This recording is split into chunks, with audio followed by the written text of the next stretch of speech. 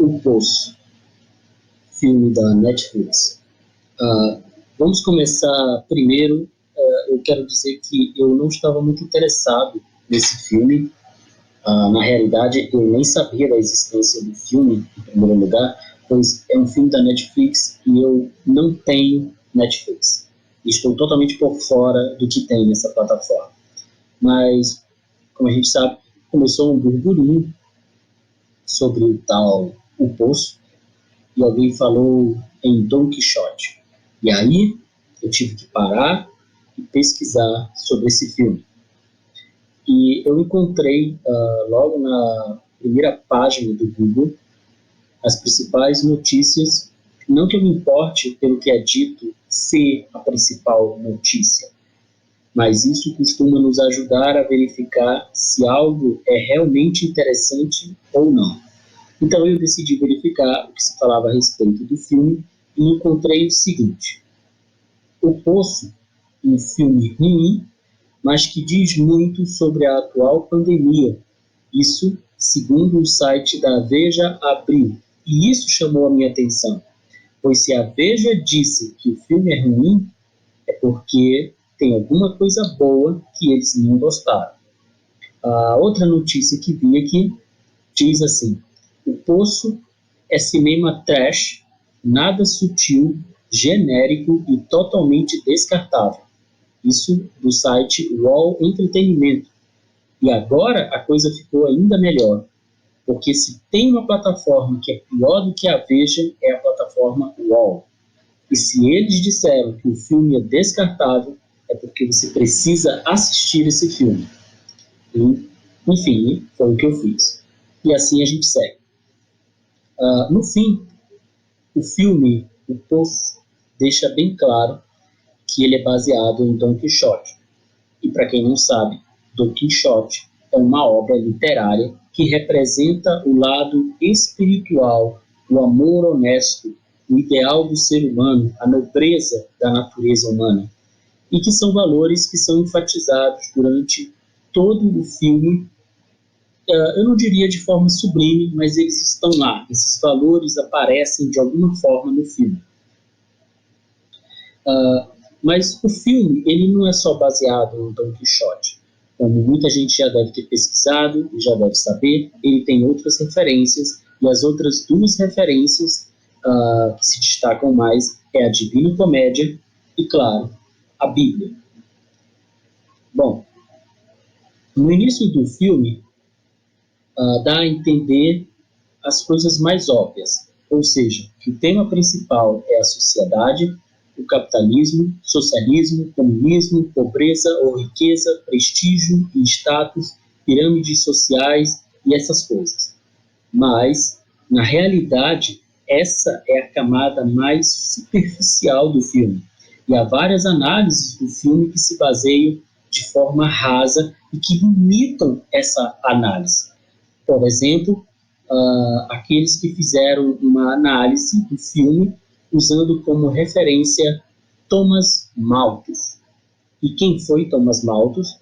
Thomas Malthus é um iluminista, economista britânico, ele também foi clérigo, professor universitário, demógrafo, erudito e etc. Por que estão usando ele para fazer análise desse filme?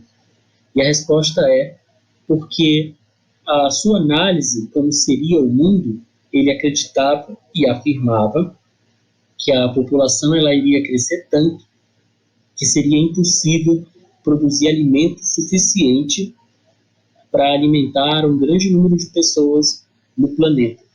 E que isso significaria o aumento da fome e da miséria.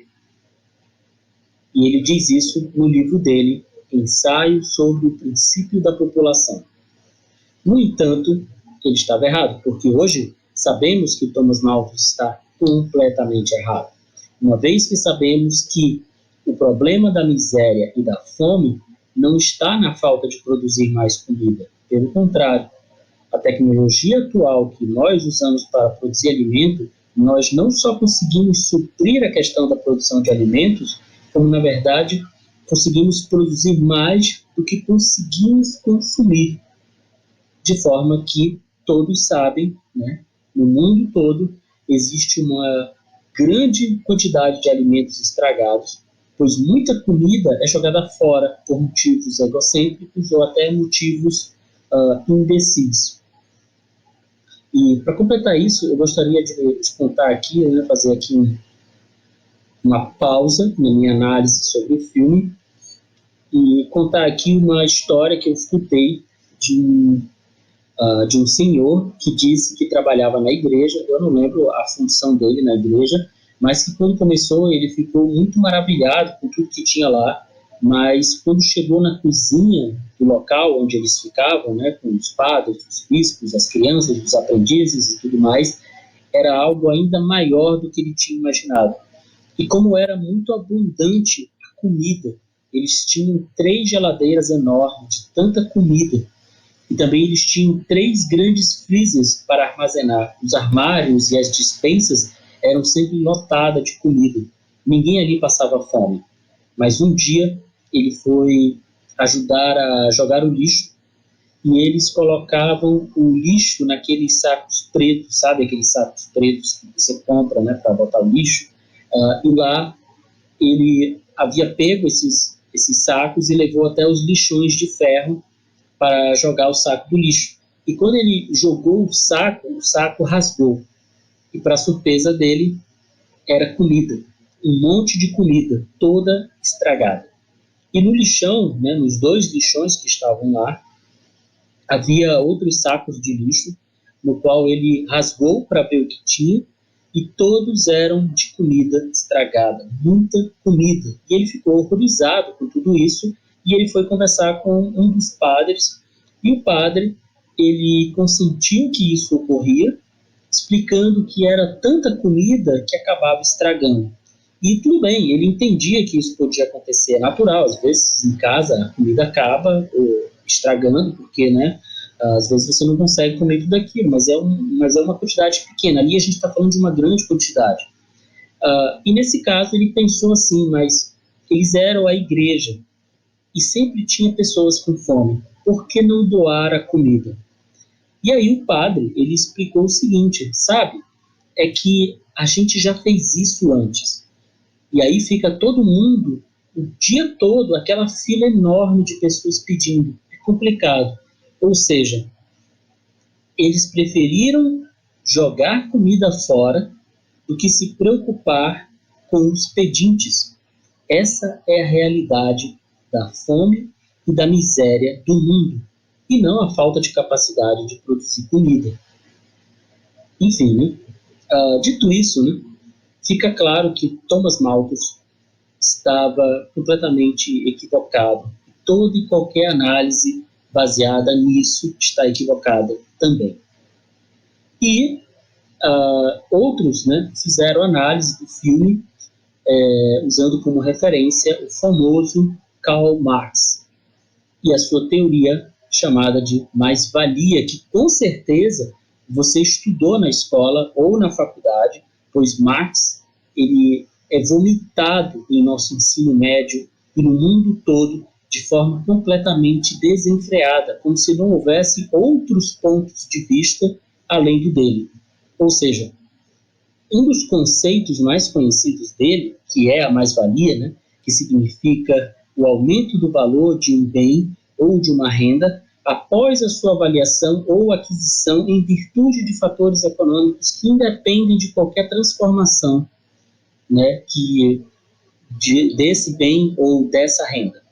Na prática, significa o seguinte, que a parte do valor da força do trabalho despendida por um trabalhador na sua produção e que é remunerado pelo patrão, entendido também como excesso de receita em relação à despesa, ou, nas palavras traumatizantes dos professores de sociologia, agora eu vou falar como um professor de sociologia, mais-valia está associado à exploração da mão de obra assalariada, em que o capitalista, recolhe o excedente da produção do trabalhador como lucro.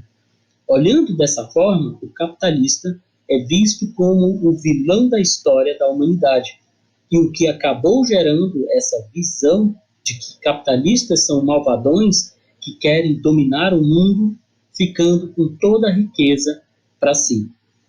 E qual é a solução que Marx tinha para esse problema? Vamos ver aqui, né? A solução era confiscar, fazer uma pausa, confiscar é eufemismo de roubar, nesse caso, ou seja, confiscar a produção do capitalista e repassá-los aos trabalhadores para que estes possam reter o produto integral do seu trabalho, sem que haja intermediários capitalistas que se apropriam da parte do suor do trabalhador. Agora eu vou ajudar você a decidir se ele estava certo ou não. Imagina que você é o trabalhador de uma fábrica de brinquedos e você ganha um salário mínimo de R$ 1.000 para ajudar a produzir brinquedos mensalmente. E você produz uma média de 100 brinquedos por mês, o que significa que cada brinquedo tem um custo de produção de R$ 10. E esse brinquedo é vendido por R$ 12. Ou seja, o seu chefe capitalista fica com R$ 2 por brinquedo, o que dá 200 de lucro no fim do mês. E você fica, então, com R$ 10 por brinquedo. Mas você deve pensar que tem algo errado nessa conta, porque seu chefe é milionário. E você, que ganha só 2, você ganha 10, e o seu chefe ganha 2, e ele é milionário e você continua pobre, então tem algo errado. Bom, acontece que o seu chefe, ele não tem só você de trabalhador. Ele tem outros 99 funcionários fazendo a mesma coisa que você e ganhando o mesmo salário que você. Ou seja, contando contigo, o seu chefe tem 100 trabalhadores, de forma que fica assim. Um trabalhador, ele faz 100 brinquedos por mês, certo? Cada brinquedo custa 10 e eles são vendidos por 12, portanto o lucro é 2. Então, vamos pegar o lucro, que são R$ 2, e vamos multiplicar por 100 brinquedos, que é o número de brinquedos que você faz. Então, dá R$ 200 de lucro por trabalhador. Então, nós vamos pegar esses R$ 200 de lucro e vamos multiplicar por 100 trabalhadores, o que dá um total de R$ 20.000 de lucro. Ou seja, você ganha mais que o seu chefe por brinquedo produzido, nesse exemplo didático que eu estou fazendo. Mas seu chefe ganha mais dinheiro porque ele tem muitos trabalhadores trabalhando em sua fábrica. E se você questiona, mas se eu não trabalhar, ele não faria esses brinquedos. Da mesma forma que se ele não te desse um emprego, você também não faria os brinquedos, pois as ferramentas para produzir o brinquedo estão na fábrica dele, que não foi de graça. Ele teve que trabalhar muito para construir essa fábrica. No mais, assim como Thomas Malthus, essa teoria de Marx ela já foi refutada por diversos economistas e vale dizer que a teoria dele, do Marx, havia sido derrubada em 1870, cerca de 13 anos de Marx morrer. Ou seja, Marx morreu em 1883, 13 anos depois. Mas mesmo assim, ele é ensinado nas escolas até hoje. Ou seja, a teoria dele foi derrubada 13 anos depois, mas as escolas continuam ensinando como se a teoria dele não tivesse sido derrubada e fosse a única teoria que explicasse essa questão. E você não chama isso de manipulação?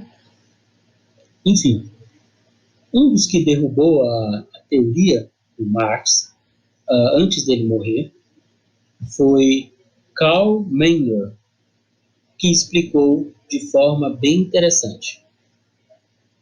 O valor de um bem, ele não deriva da quantidade de trabalho despendida em sua fabricação. Um homem pode gastar centenas de horas fazendo sorvetes de lama, mas se ninguém atribuir qualquer valor qualquer serventia desses sorvetes de lama e, portanto, não valorizar este sorvete de lama, de forma que ninguém pague nada por estes sorvetes.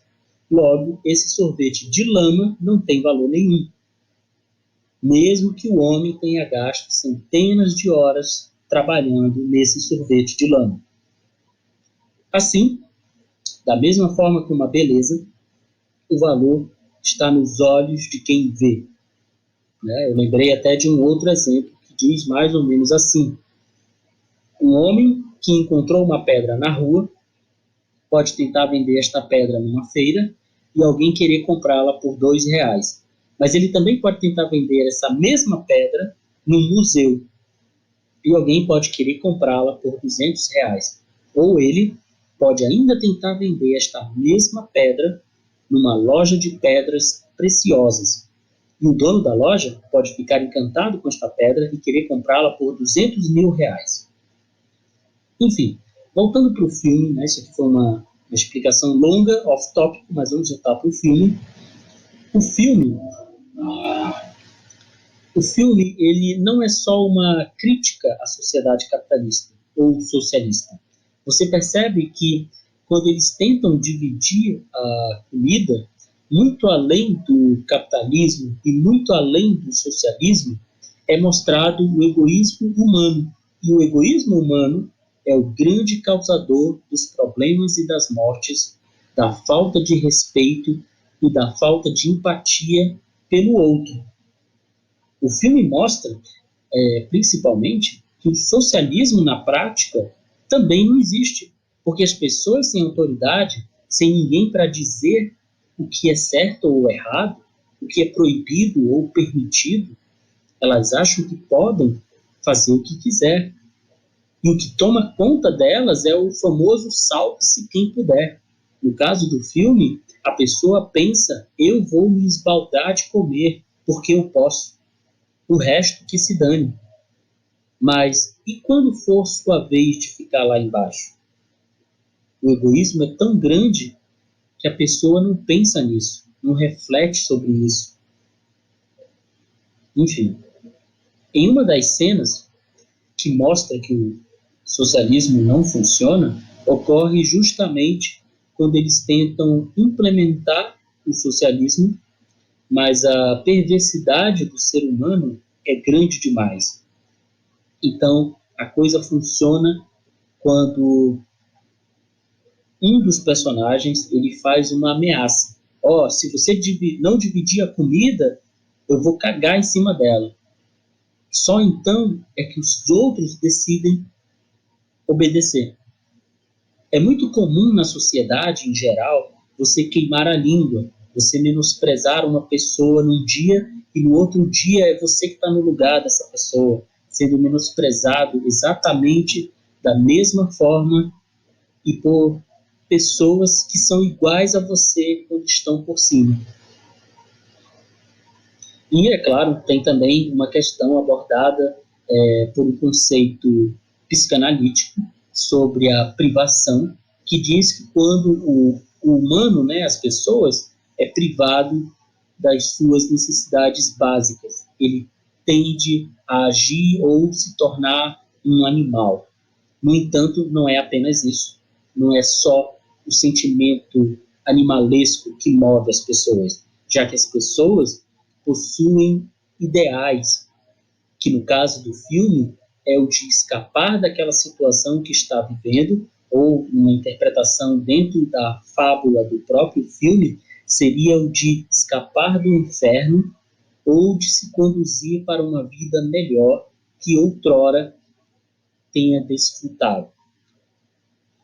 E, se nós pegarmos os grandes acontecimentos da humanidade, como, por exemplo, as guerras, nós podemos ver que essa teoria psicanalítica não funciona, já que em momentos difíceis as pessoas conseguem sim manter a dignidade, os seus valores e a sua empatia. Viktor Frankl criou a logoterapia e a análise existencial, no qual expõe suas experiências escritas no livro Em Busca de Sentido, um psicólogo no campo de concentração. E nesse livro ele conta as suas experiências em prisões nazistas. E é ele que diz que as pessoas, em momentos difíceis, elas conseguem manter a dignidade, os valores e a empatia. Ou seja, não é todo mundo que se corrompe, como outrora explicou a teoria psicanalítica. A logoterapia, ela significa o sentido da existência humana e também trata da busca da pessoa por este sentido, né? Então, o ser humano, ele sempre procura dar um sentido à sua vida, para que ele possa, dessa forma, se aprofundar em sua existência. A frustração dessa necessidade é um sintoma do nosso tempo, que causa o sofrimento e a falta de sentido na nossa vida. E aí vem as doenças, ansiedade, depressão, estresse e etc. A logoterapia, ela traz uma proposta psicoterápica bem distinta, que pretende superar o reducionismo e o condicionamento, contribuindo para uma visão do ser humano ser mais completa, de um ser livre e responsável, que constrói a sua história, que se posiciona diante dos condicionamentos biológicos, psicológicos e sociológicos. Ela também abrange todas as áreas da atividade humana e busca resgatar aquilo que é especificamente humano dentro da pessoa, a sua liberdade, que está além de todas as circunstâncias, a sua responsabilidade perante a algo ou alguém, e a autotranscendência como um ser dirigido para além de si mesmo, aberto para encontrar sentido em qualquer situação, para que ele possa realizar os valores da vida. Essa é a logoterapia. Mas, voltando para o filme, é preciso dizer que o filme é uma grande fábula. E para entender isso, é necessário lembrar o que é uma fábula. Uma fábula, de forma bem didática, é uma narrativa curta, na maioria das vezes feita em prosa ou verso, com personagens de diversos tipos, que podem ser seres humanos, podem ser animais que agem como seres humanos, ou objetos inanimados que ganham vida, como, por exemplo, o boneco Pinóquio. E o objetivo da fábula é ilustrar um preceito moral através da narração de uma aventura ou de fatos imaginários ou não. De forma resumida, o objetivo da fábula é dar uma lição, ensinar algo importante de forma analógica e muitas vezes lúdica, e que, muitas vezes, elas são irreais e super fantásticas. O que eu quero dizer com isso? Eu quero dizer que, assim como animais agindo como humanos não é real, diversas alegorias são simplesmente impossíveis no mundo real. Mas nada disso importa. O que importa é que o objetivo dessas coisas super fantásticas é transmitir uma mensagem em forma de analogia com o fim de ensinar uma lição ou uma moral. Né? E caso você não se lembre das fábulas, existem várias fábulas famosas, por exemplo, a lebre e a tartaruga, a cigarra e a formiga, o pastor e suas ovelhas, a pipa e a flor, filosofias de um passarinho, etc.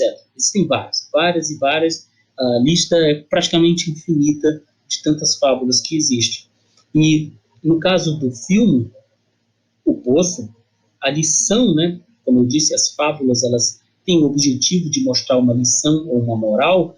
A lição, no caso do filme, né, é bem simples. Se todo mundo fosse solidário, o mundo não seria uma porcaria, onde alguns poucos podem usufruir, né, da bonância, e os outros, por causa do egoísmo, passam por miséria, né, por causa do egoísmo de outros, pela falta de empatia e tudo mais.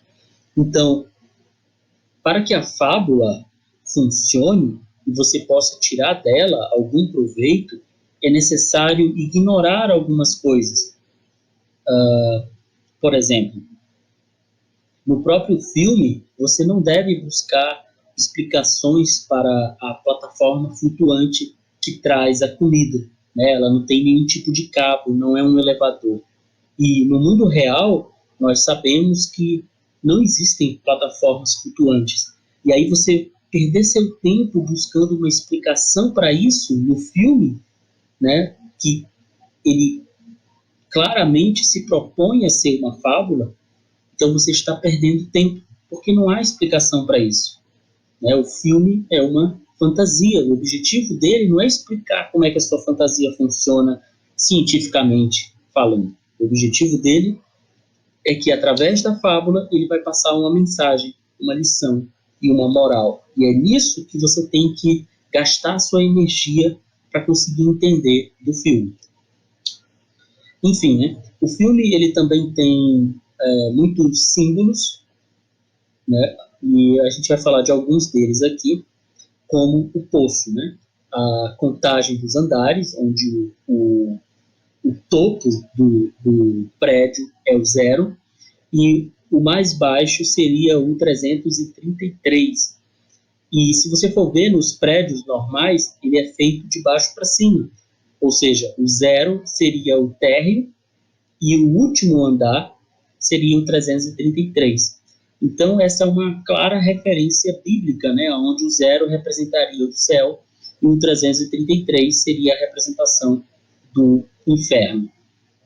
E que, embora todos já citem essa referência, por ser muito óbvia, eu não vou deixar de dizer aqui, como são 2 habitantes por andar, então temos 666, que é o número da besta, e por isso, né, o último andar, ele simboliza o inferno. No caso, o último andar é o mais baixo.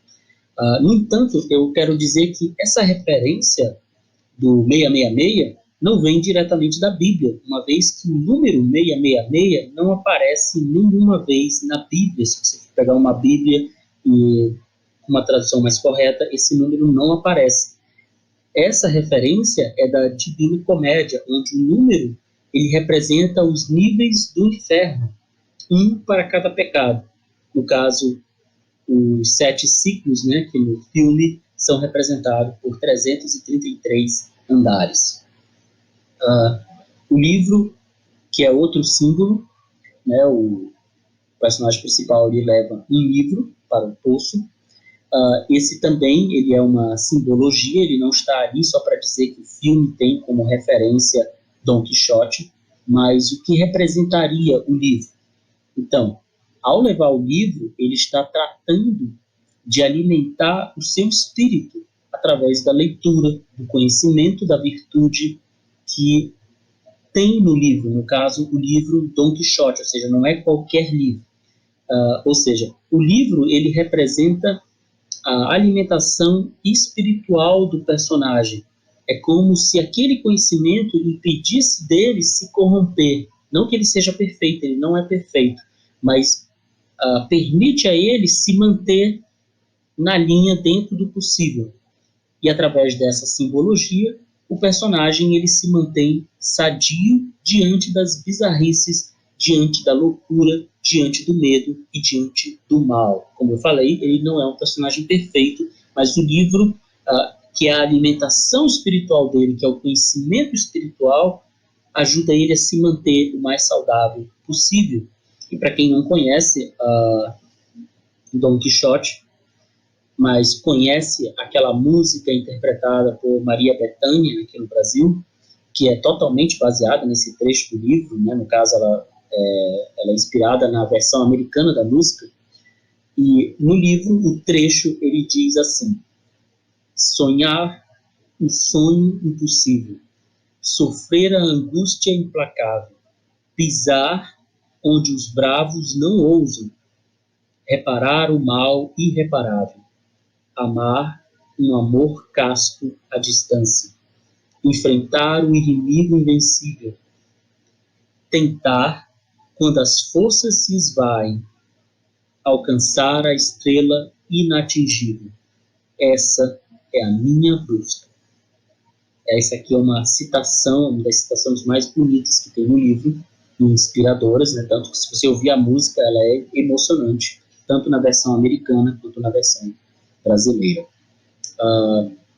Outra referência do filme é a comida, né? A referência bíblica, onde a cozinha se encontra no topo e seria a representação celestial, né?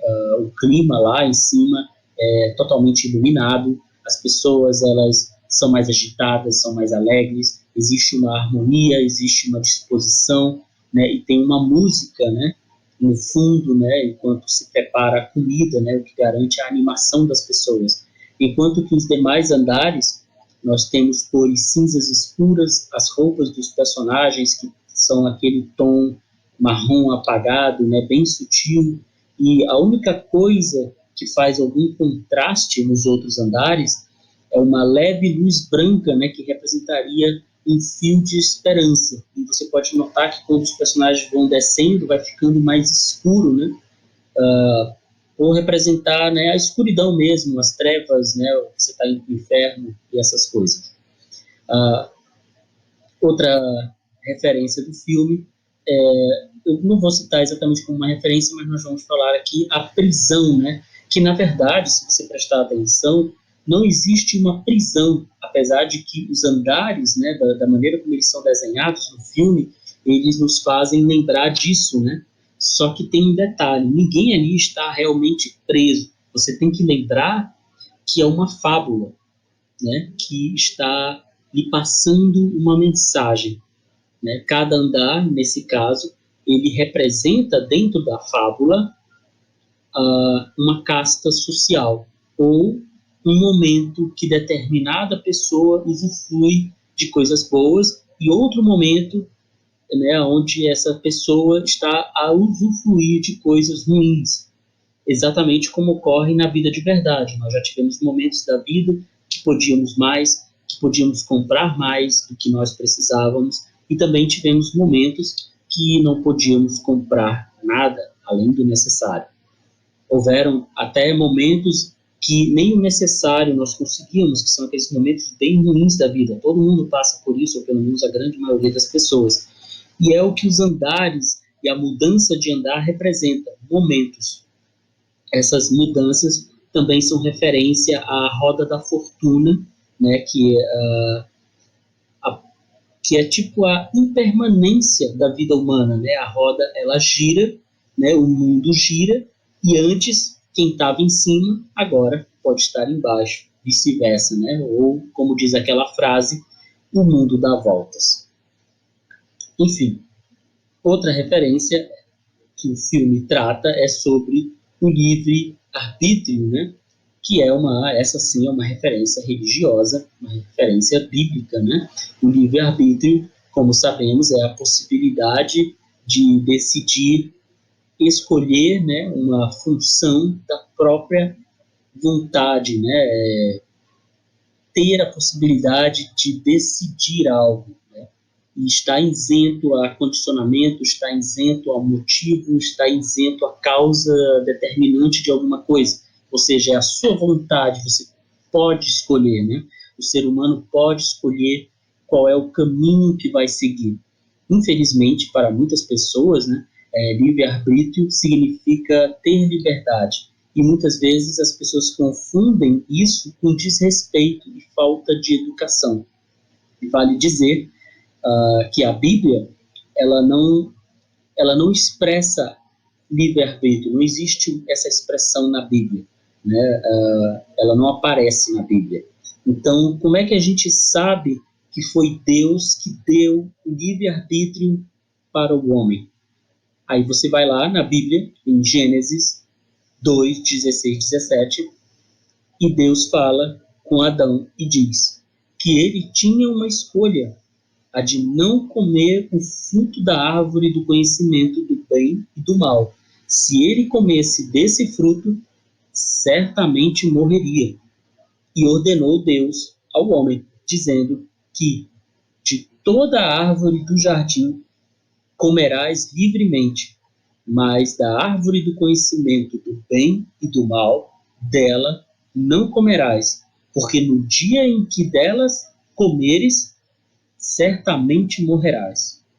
Isso significa que, segundo a Bíblia, apesar de não dizer literalmente a expressão livre-arbítrio, os seres humanos, eles não são robôs, mas são seres capazes de tomar decisões reais que afetam as suas vidas e as vidas de outros ao seu redor. Então, apesar dessa expressão não estar diretamente na Bíblia, ela está lá, só que, como a gente diz, né, entre linhas. Como eu mencionei lá em cima sobre o ciclo, né, a roda da fortuna, a gente tem aqui também uma outra roda que é dos pecados capitais, e todos eles aparecem no filme de alguma maneira, né? É uma outra, essa referência dos pecados capitais, ela vem da Divina Comédia, né? Então, para quem não lembra dos 7 pecados, eu vou mencionar aqui rapidamente, só para você ter uma noção e poder associar ao filme, né? A gente tem o pecado da gula, né, que é o mais claro que aparece no filme, né? Ele está relacionado diretamente com o egoísmo humano e o desejo insaciável por comida e bebida.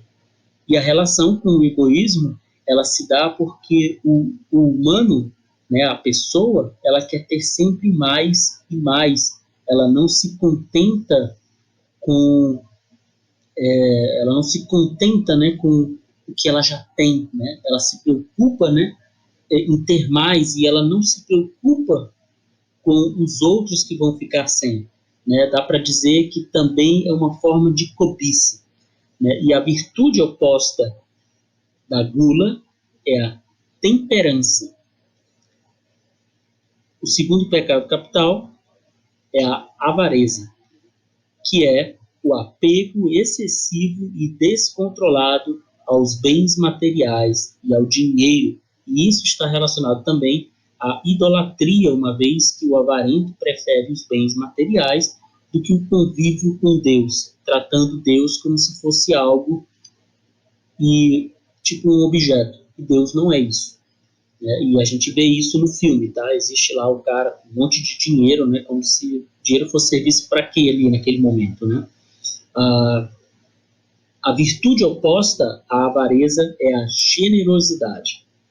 E aí nós temos a terceira, que é a luxúria, que é o desejo passional e egoísta por todo o prazer sensual e material, que também é entendido como deixar-se dominar pelas paixões, ou seja, é o apego aos prazeres carnais, a corrupção de costumes, sexualidade extrema, lascívia e sensualidade. E a virtude oposta da luxúria é a castidade. Aí nós temos o quarto pecado, que é a ira, também conhecido como cólera, né? É o sentimento humano de extrema raiva e ódio por alguma coisa ou alguém. É um tipo de desejo forte, né, que causa mal às outras pessoas. A ira é o que causa a maior parte dos conflitos humanos. Muitas vezes ela alimenta rancor, né, senso de vingança e justificativas para dizer que a sua ação maléfica é aceitável nesse ou naquele caso. E a virtude oposta da ira é a paciência. O quinto pecado é a inveja. Né? A inveja é o desejo exagerado por posses, status, habilidades e tudo o que outra pessoa tem e consegue. É considerado pecado porque uma pessoa invejosa, ela ignora as suas próprias bênçãos e prioriza o status da outra pessoa no lugar do próprio conhecimento espiritual. Né? A virtude oposta da inveja é a caridade. E aí nós temos a preguiça, que eu acho que é o sexto, né? Perdi um pouco a contagem aqui, mas a preguiça, ela é caracterizada como alguém que vive em estado de falta de capricho, de empenho, em constante negligência, desleixo, lentidão, moleza, né, seja de causa orgânica ou psíquica, e que pode levar a uma inatividade acentuada. E a virtude oposta da preguiça é a diligência. E, por último, nós temos a soberba, que está associada à arrogância, ou seja, ela também é chamada de arrogância, também é chamada de orgulho e de vaidade.